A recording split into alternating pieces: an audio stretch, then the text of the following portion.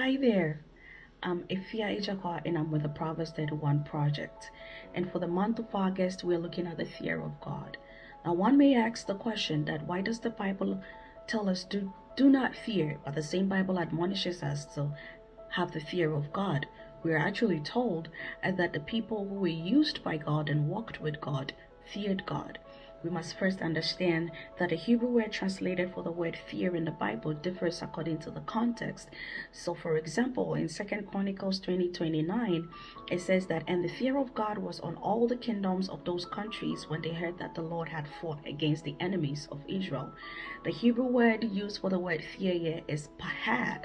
Pahad, and this means to dread, to be in terror.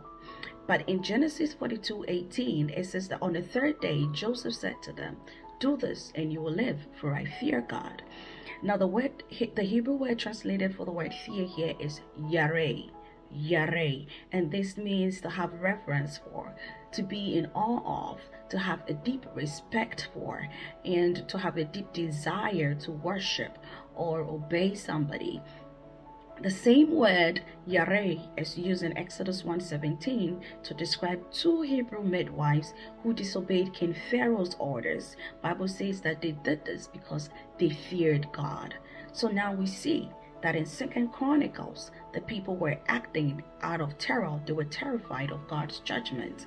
But in Genesis and in Exodus, Joseph and the two midwives acted or did the things that they did, made the choices that they made because they had a deep desire to worship God. According to the translation, they had a deep respect for God.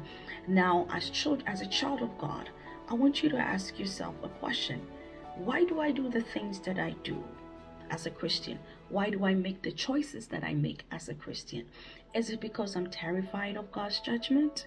Or is it because I have a deep desire to obey Him and I have a deep desire to worship Him? If the people of old who lived in the dispensation of the Lord, where God punished sin instantly, still had yirah and acted out of the deep desire to worship Him, how much more us who live in a dispensation of great grace and mercy?